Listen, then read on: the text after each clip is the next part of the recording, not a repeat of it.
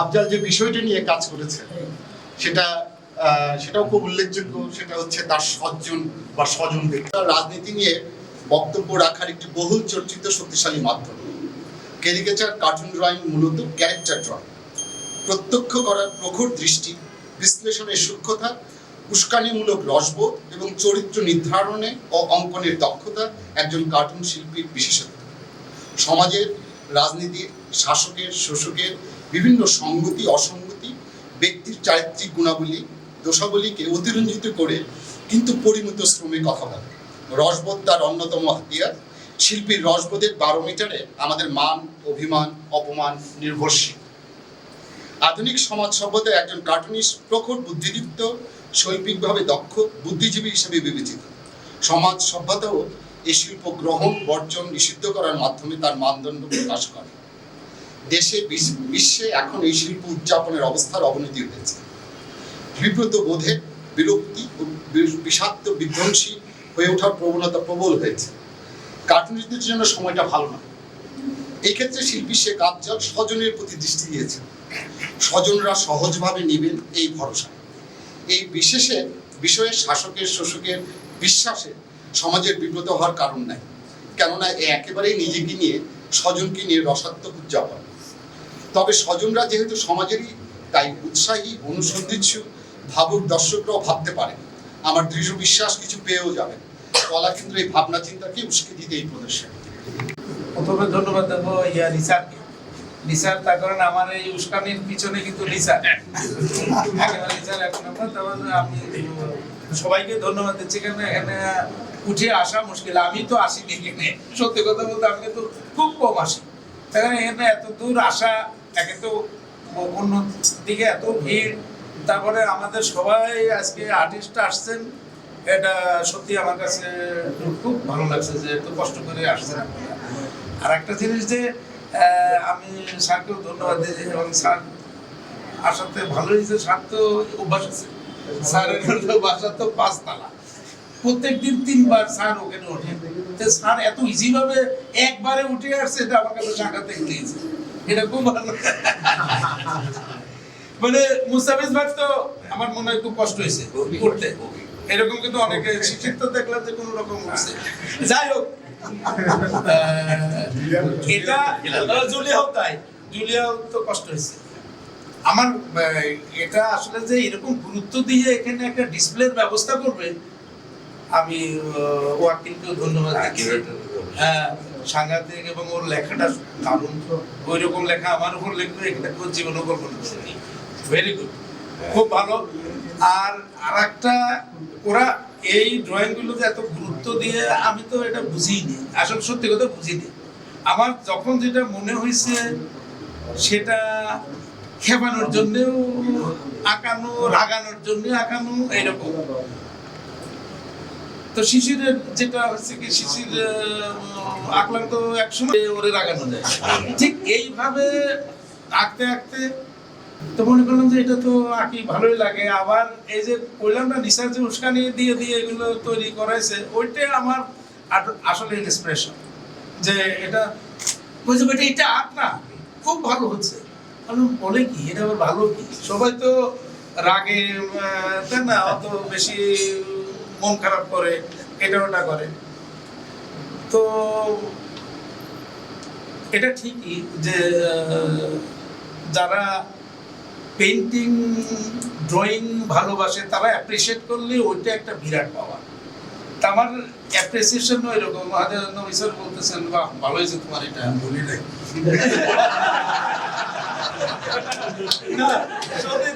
তারপরে আমাদের কি বলে কবির স্যার এত মানে 2-1টা কমেন্ট করে না, উনি একটা সিরিয়াল কমেন্ট করতে থাকে। হ্যাঁ, এত বেশি কমেন্ট করে না, এটা ভালোই লাগে।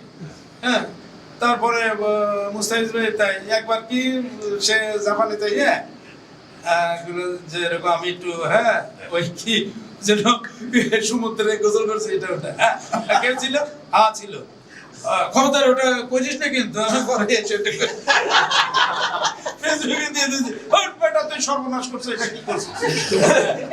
এইরকম মজার ব্যাপার। এটা ড্রয়িং নিয়ে যে এইরকম একটা মজা, করা যায় আসলে সবার জন্যই আসলে এটা করা, সবার ইন্সপিরেশনে আমি আসলে এই জায়গাটা যেটা হোক তাতে বেশ সবাই এনজয় করছে, এটাই তো বড় জিনিস। আমি কোনো ফর্মালিটি করছি না, আমি নিজে ঢুকেই যে হাসি শুরু হয়েছিল ওই হাসিতে আমি পরে বুকে চাপা দিয়ে ওইখানে লুকাইছি। তো কথা হচ্ছে যে এই হাসিটা কে দিল, এই হাসিটার ক্রিয়েটার হচ্ছে শেখ আফজাল। এই আফজাল ভাইকে নিয়ে আফজাল ভাই যেটা বললো সেটা আসলে সত্যি কথা। আমি কিন্তু এই যে লাস্টেও একটা কার্টুন ছিল শেখ আফজালের যে সাথে সাথে নিসার পোজ দিছিল তার হাসি নিয়ে।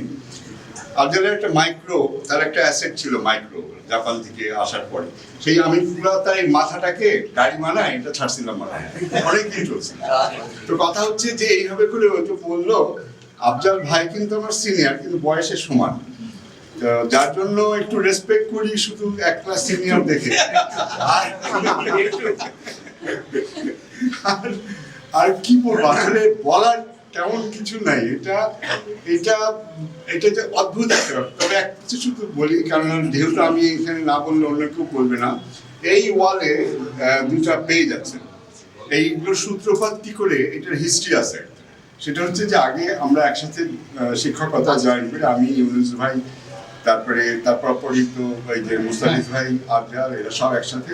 এবং আমাদের দায়িত্ব ছিল নিচে তখন প্রি ডিগ্রি 2টা ইয়ার একসাথে পরীক্ষা হতো এবং একসাথে 50 মানে 100 জনের মতো স্টুডেন্ট নাকি ওরকম 50-50-এর উপরে স্টুডেন্টদের রোল নাম্বার তালিকা সব আছে। ওদের পরীক্ষার সময় আমরা তখন বারান্দায় টেবিলের উপরে নিয়ে ওদের পরীক্ষার খাতা টাতা দিতাম আর ওইখানে ডিউটি করতাম, চা খেতাম, সিঙ্গাড়া খেতাম আর বসে বসে আঁকাআঁকি করতাম। আমি আঁকতাম মোস্তাফিজ ভাইকে, আফজালকে, আফজাল ভাই একটা, ইনুস ভাইয়ের অনেকগুলো পোর্ট্রেট আছে। এমনি এগুলো জায়গায় কিন্তু এতটা পোর্ট্রেট নেই, কিন্তু ইউনুস ভাইয়ের যে পোর্ট্রেট ইউনুস ভাই আস্তে আস্তে আস্তে আস্তে করে এই যে আসছে সুপার মডেল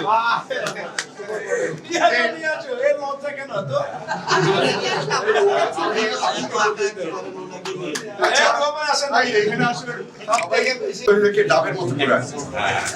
তো এরকম করেই আমি এখানেই থাকি,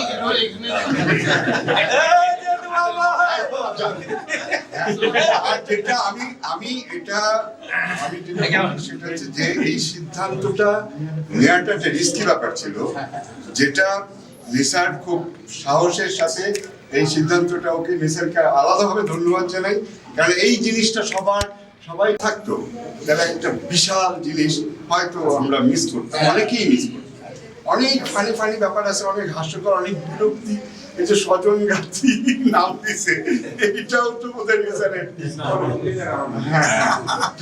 কথা হচ্ছে নিসারের দুই কথা বলা দরকার।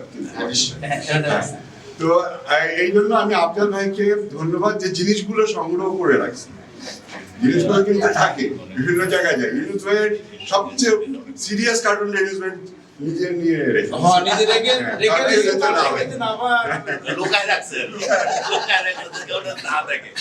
মাহমুদ স্যারের একটা পরিচয় ছিল, আফজালকে নিয়ে আসে এবং আফজাল করে পেছন বেশ কিছু লোক করে ওই যেটা পীর ঘুরতো না এখানে, যেরকম ওই যে পেছনে ওর একটা ব্যাগ আছে। আমি ভাবছি ঘটনাটা কি, দেখবো এক জায়গায় বসে পোর্ট্রেট করে একবারে, সে একটা গ্লাস মার্কার দিয়ে পোর্ট্রেট করে, চোখ থেকে শুরু করে ফিনিশ করে এবং পোর্ট্রেট মেলে। পোর্ট্রেটটা খুব ভালো, অর্থাৎ এই ক্যারেক্টার মানুষের চেহারা কি করে মেলানো যায়, এটা কিন্তু আমার ধারণা এটা দিয়েও শুরু, মানে ছবি আঁকাই শুরু এরকম। তো তারপর তো দেখলাম আপনাদের দুর্দান্ত একজন ছাত্র, সেই রেপুটেশন মানে কন্টিনিউয়াস সাবজেক্টে ধরে রাখে। এরপরে কার্টুনের প্রসঙ্গ যখন আসলো, এখানে বলতে হয় যে আমরা যখন চারুকলা ঢুকি প্রথম, তখন আমাদের সিনিয়র যারা আছেন এই ইউনুস ভাইরা, ওনারা সব একটা আন্দোলন করছেন। আমাদের তৎকালীন প্রিন্সিপাল যিনি ছিলেন খুব নিরীহ লোক ছিলেন, তার বিপক্ষে তার বিপক্ষে। তো ওই কার্টুন দিয়ে ভর্তি গোটা চারুকলা, সুতরাং একটা কার্টুনের চর্চার মধ্যে আমরা এসে ঢুকলাম আসলে ওই সময়টায়। আর দেশে তো তখন গণতন্ত্র নাই, চারুকলার ভিতরে গণতন্ত্র আছে আর কি, কিন্তু বাইরে তো নেই, বাইরে তো মার্শাল চলছে। তো ওই কার্টুনের একটা চর্চা, দেয়াল পত্রিকা হতো, দেয়াল পত্রিকার মধ্যে নানা রকম কার্টুন ব্যাপার ছিল। আফজাল ওই বিভিন্ন সময়ে আফজাল কার্টুন করতো, আমাকে বলতো যে একটা আইডিয়া দিই, আমি আইডিয়া দিলাম আর আফজাল যেটা বলতো। এরপরে খুব সিরিয়াসলি আফজাল কার্টুন করলো, ওই আতিউর রহমানের যে পত্রিকা একটা ছিল, ওই গভর্নর যিনি ছিলেন নাজিবুর রহমান, তো ওর একটা পত্রিকা ছিল পরিবেশপত্র, আমাদের নাইম এই হেলাল ভাইয়ের বন্ধু নাইম হাসান ওটার সম্পাদকের দায়িত্ব নিল, আর আমি আর মিজানুল কায়েস আমরা হলাম অ্যাডভাইজার। তো সেই সময় আমি আফজালকে ইনভলভ করলাম যে কিছু কার্টুন, এত অসাধারণ একটা কার্টুন ছিল ওটাতে যে একেবারে প্রত্যেকে তখন বুঝলো যে আফজাল আসলে দুর্দান্ত কার্টুনিস্ট, খুবই সুন্দর একটা কার্টুন ছিল, এখন ওরা বলে সেই কার্টুনগুলোর কথা। তো ইন্টারেস্টিং কতগুলো জিনিস হচ্ছে, যে জিনিসটা আমাদের কাছে মজা লাগতো সেটা হচ্ছে যে যে মানুষগুলোর যে ভঙ্গিগুলো জীবনে হয়তো করবে না, আফজাল কিন্তু কার্টুনের মধ্যে দিয়ে ওই ভঙ্গিগুলো করায়, এই জন্য বেশি কিন্তু আমরা মুগ্ধ থাকি। যেমন এবং ওর মধ্যে যে করার পেছনে ওর কিছু কিছু অনেস্ট ব্যাপার আছে। একটা হচ্ছে প্রথমত সেই সামনে বসে কিন্তু কার্টুন করে, ও একটু ড্রয়িং ফ্রয়িং করে, বলে এখন হবে না, এটা বাড়িতে গিয়ে, তারপরে বাড়িতে বসে বসে বসে বসে সে চিন্তা করে বারে বারে ঘুরে ঘুরে ওখানে একটা কার্টুনের চেহারা বানায়। আজমি স্যারের কার্টুন সে কিছুই করতে পারে না। তারপরে আমি বললাম যে কি ব্যাপার, হয় না কেন? বলে আসলে বুঝলি তো, যার উপরে রাগ নাই তার কার্টুন আসলে হয় না। এরকম স্টাডি করতে ও নিজেকে নিজেই বের করে যে আসলে ওর সমস্যাটা কোথায়, সম্ভাবনাটা কোথায়। এমনকি একটা খুব ভালো ইন্টারভিউ আছে কালের কণ্ঠে, উনি মনে হয় এসছেন। জি, আছে। আমাদের ছাপানো আছে। বলে বুঝবেন যে ওর ওই কার্টুনের পুরো বিষয়টা কিভাবে ডেভেলপ করবে। আর এখানে যেটা কথা বলা হলো যে শুরুর দিকের ওই কার্টুনগুলো যেগুলো এখানে আছে দেখবেন, এটা কিন্তু তখন আফজাল, ইউনুস ভাই, মুস্তাফিজ ভাই এবং শিশির এরা সব নিচে ক্লাস নেয়, আর শপথ ভাইও ছিলেন, শপথ ভাইও তখন ক্লাস নিত। আর ওই সময়ে ওরা বসে বসে টেবিলে এই কাজগুলি করতো। ওইখান থেকে আসলে আমি কিছু কাজ তখন আমার আলমারিতে রেখে দিই। এইবার যখন হয় যে শুরুর দিকে কার্টুন আছে কিনা, বিশেষ করে ইউনুস ভাইয়ের কার্টুন আছে কিনা, এটা আপনার মাথায়, তখন আমার মনে হলো যে ওই সময়ের যে কাগজপত্র আমার কাছে রাখা ছিল তার মধ্যে থাকতে পারে। এই 3 দিন আগে আসলে ওটা খুঁজে বের করলাম, হ্যাঁ খুঁজে বের করে এখানে ওখানে রাখা আছে। ওর মধ্যে পুরো ডেভেলপমেন্টের হিস্ট্রিটা আছে, ওই নাম্বার দিচ্ছে খাতায়, সেই কাগজের মধ্যেই কিভাবে স্টাডি করছে আফজাল, এবং এর পেছনে যে আসলে অনেক স্টাডি আছে সেটা কিন্তু একটা গুরুত্বপূর্ণ ব্যাপার। এমনি হয়নি যে জাস্ট স্টাডি করতে হবে। এবং ইন্টারেস্টিং জিনিস যেটা, ও স্টাডি করতে করতে, যেমন এখানে মিতু ভাইয়ের কার্টুন আছে বা দুর্জয় রহমান জয়ের কার্টুন আছে, এই কার্টুনগুলো কিন্তু ঠিক চেহারাটা কার্টুনাইজড হয়নি। এই কারণটা যখন জিজ্ঞেস করলাম, বললো এখন আমি যদি এখন কার্টুন করি কি, জিজ্ঞেস করবে কে, প্রথমে পোর্ট্রেটে মেলানো রাখতে হয়, আস্তে আস্তে পরিচিত করাবো, আর 1 সপ্তাহের মধ্যে আমি 6-7টা করতে করতে একেবারে তখন আমি শিখতে পারবো। ওটা কিন্তু ইন্টারেস্টিং জিনিস, ইনভলভ করে লোককে, এবং আমরা কিন্তু আসলে খুব সহজে চিনতে পারছি এই জন্য যে ফেসবুকে কিন্তু এন্টার ডেভেলপমেন্ট আমার মনে হয় সবার দেখা হয়ে গেছে। আমাদের দোহা ভাই, উনি মোটামুটি খুব বিরক্তই ছিলেন যে আপনারা এগুলো কি করছেন। আমি কয়েকদিন আগে দোহা ভাইকে বললাম, দোহা ভাই আপনি কি খেয়াল করেছেন যে আপনাকে যে পরিমাণ লোকে চেনে, কয়জন আপনার পেন্টিং এ ঢুকছে? হ্যাঁ, আপনার পেন্টিং দেখেন এই কোনোদিন, তারাও আপনাকে খুব ভালো চেনে। এটা কারণ হচ্ছে বিখ্যাত করেছেন হচ্ছে শেখ আফজাল, ও নিজেও বিখ্যাত হয়ে গেছে এবং সাথে সাথে আমাদের কয়েকজনকেও বিখ্যাত করে গেছে। আমি বললাম যে আমার যেটা খুব সুবিধা সেটা হচ্ছে যে আমার সাথে যদি এখন কারো দেখা হয়, যেমন কিছুদিন আগে একজনের সাথে দেখা হলো যার সাথে গত 15 বছর আমার দেখা নেই, দেখা হলো বাহ তুমি তো সুন্দর হয়ে গেছো, তুমি তো অনেক মোটা হয়ে গেছো, মানে। এবং দেখবেন আপনি যে আমরা যে ঘটনাগুলো ছিল না, কখনো ঘটেনি, ওই ঘটনাগুলো আফজাল ঘটায় এবং বিশ্বস্ত করে। এটি হচ্ছে ওর বড় মাপের কার্টুনিস্ট, এটাই প্রমাণ যে আমরা কখনো ছোটবেলায় কেউ কাউকে চিনতাম না। ও একেবারে শিশু অবস্থায় আমরা কেমন ছিলাম, সেই ফরিদা আপা থেকে শুরু করে আমাদের সবাইকে এক বয়সে নিয়ে গেছে। ফরিদা আপা, আবার আমরা বুড়ো হয়ে গেছি, আবার আমরা ভিখারি হয়ে গেছি। যে কোনো পরিস্থিতিতে আফজাল সেটাকে বিশ্বস্ত করে তুলতে পারে কল্পনা থেকে। এটা হচ্ছে ওর একটা বড় মাপের আর্টিস্টের একটা গুণ। এই জন্য এটা কিন্তু আমার কাছে মনে হয়েছে যে এটা যতটা না ও একটা কার্টুনিস্ট বলরাই, ও রিয়েলি একজন খুব ইমাজিনেটিভ, খুব ইমাজিনেশনের এটা খুব সাংঘাতিক। তো এইটা আমার কাছে মনে হয়েছে যে সেলুট করি আফজালকে এই কারণে যে আমাদের সত্যি রিয়েলি মানে এটা আনডিসকভার্ড একটা এরিয়া ছিল এবং প্রতিভা ছিল আমাদের এতদিন। তো আমরা ধন্যবাদ বলা যায়। আর আমার সবচেয়ে আশ্চর্য লাগছে যে ইনুসের মানে ওর কিন্তু এমন একটা জিনিস নাই যেটা চেনে, কেমন করে এই যে ছোটের মধ্যে একটা করছে দেখলে বোঝা যায়। আর আমার গুলোতে একটা আছে, আমি এত কষ্ট করে এত পয়সা দিয়ে একটা ট্যাটু করছি, ও আমার সমস্ত গায়ে বিচ্ছা তেলা পোকা, ওরটা শিশিরে শেষ পর্যন্ত নীতি মনে বুলডগ বানাইছে। আমি বলবো যে এখানে দোয়া ভাই হয়তো রাগ করতেছে বা যে আমরা রাগ করার কিছু নাই, এবং প্রত্যেকে এখানে হিরো, এবং আমি যেটা একটু আগে যেমন ওই যে সিলভিয়াকে আঁকা হয়েছে, আমি সিলভিয়াকে বললাম হিরোইন। হ্যাঁ, এবং দোয়া ভাই না ইন্টারেস্টিং, মানে ব্যাপারটা হচ্ছে যেটা ফান করা, এটাকে দিয়ে কেউ সিরিয়াস হওয়ার কিছু নাই, এবং এটা আসলে সবাই খুব আন্তরিক ভাবে এখানে আসছে। এক্ষেত্রে একটা জিনিস কিন্তু খেয়াল করো নাই তোমরা, কোনো বায়ারকে নিয়ে কিন্তু কোনো ই করে না। অদ্ভুত দুইটা জুতা। ওইরকম করে নাই, ও ওটা গেছে। পরবর্তীকালে অবস্থা বুঝে করবে, বাহিনীতে থাকে কেনাকাটা পেন্টিং টেন্টিং করতেছে, তাহলে তার চেহারার মতো থাকবে এবং আমার ধারণা। এবং যদি কখনো গ্যাপ যায় তখন আসলে এইটা একটা অসাধারণ আমি বলবো যে গুণ আফজালের। আমি তো ডিপার্টমেন্টে গেলে ওখানে বসি, ও কিন্তু এমনি কথাবার্তা বলতে থাকে সবার সাথে, নানা রকম সিরিয়াস আমি কোনোদিন হতে দেখিনি, কিন্তু এমনি কথাবার্তা বলতে থাকে। নিসার একটা কথা বলে যে ওইখানে ও সব কিছু আঁকে না, পরে আঁকে, তারপরে ওই যে স্মরণে রাখে, এটা খুব মানে আমার কাছে মনে হয় যে এটা অসাধারণ। আমরা পারি না, অনেকেই পারবে না। এই ব্যাপারটা একটা অন্যদিকে যাই, সেকেন্ড ওয়ার্ল্ডের সময় যে ডেভিড লো সাংঘাতিক বড় কার্টুনিস্ট, তার ইডিওলজি যে ক্যারেক্টারগুলো খুব সুন্দর করে নিয়ে আসতো এবং সেইগুলোকে দিয়ে তার যে ভাবনা সেগুলোকে প্রকাশ করত। হলো যে হিটলার, তখন তো চার্চিল ভার্সেস হিটলার কখনো চলছে। হিটলারকে এত সুন্দর করে আঁকতো এবং এত ভাঙতো তার এটাকে, তারপরে হিটলারকে চেনা যেত। হিটলারকে নানানভাবে অপদস্থ করার মতন করে আছে। হিটলার কিন্তু দোয়ার মতো নয়, ওকে তো খুশি হয়ে যেত। হিটলার খুশি হয়ে যেত এবং তাদের সাথে হিটলার একবার বক্তৃতায় বলেছিল যে আমরা যুদ্ধ জয় করছি, নানান কিছু করছি, এদিক ওদিক, এই ব্রিটিশ আর এই ফ্রান্সকে কোনোভাবে ধরতে পারছি না। আমার কাছে যদি একটা ডেভিড লো থাকতো আমি দেখিয়ে দিতাম।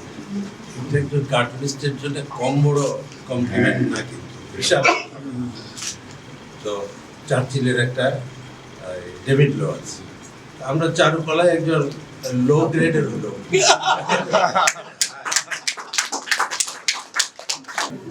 ওই এটা আমরা তখন শিল্পকলা একাডেমি থেকে ই হয় কি বলে এটা উল্লাপাড়ায় সুবীর চৌধুরী তখন এটা অর্গানাইজ করার ব্যাপারে থাকতো। তো আমরা সব গেছি, মাইক্রোবাস করে আমাদেরকে দিয়ে যাওয়া হয়েছে। আমি প্রধান অতিথি, ওরা আছে সাথে সবাই, আলভি কিসের বলে। তো উল্লাপাড়ায় গেলাম, তো একটা গার্লস স্কুলে এইটা প্রদর্শনীর আয়োজন করেছে। তো গার্লস স্কুলের যত মেয়েরা আছে সব মালা নিয়ে সামনে দাঁড়িয়ে আছে, পিছনে সবাই ফুলের পাপড়ি, সীতাফল ইত্যাদি। তো আমরা ভালো অর্গানাইজ করেছি। তো আমরা নামবো, ও ছবি তোলার জন্য পিছন থেকে গুড়গুড় করে সবাইকে ঠেলে ঠেলে দিয়ে ওখানে নামার সাথে সাথে সমস্ত মালাগুলো দাদু ভাইয়ের আগমন।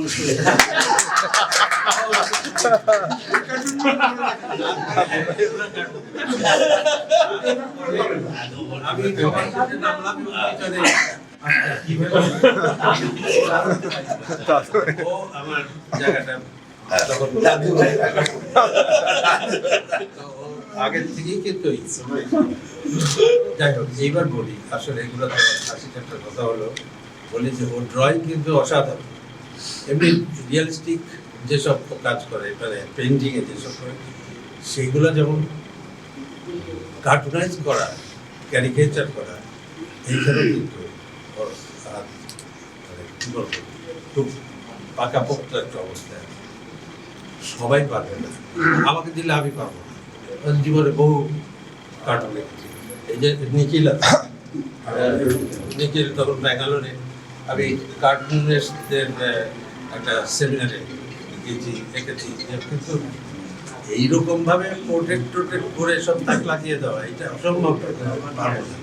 ও শিশির খুব ভালো কাঠ ব্যবস্থা করতে পারে, এগুলো করতে পারে, কিন্তু ওর মতন এরকম সাহস পাওয়া মানে অসম্ভব না।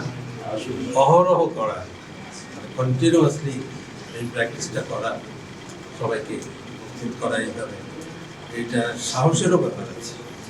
আমার যে ওর নাম দিয়েছে কি স্বজন, আমি প্রথমে স্বজনটা দেখি নাই, কারো যে ছিল ওরা কিছু কথা বলছিল, দেখলেন হাতি দেখেছিলাম এক্সিবিশনের প্রস্তুতি চলছে, এটা জানি আমি কি আত্মঘাতী লিখছ,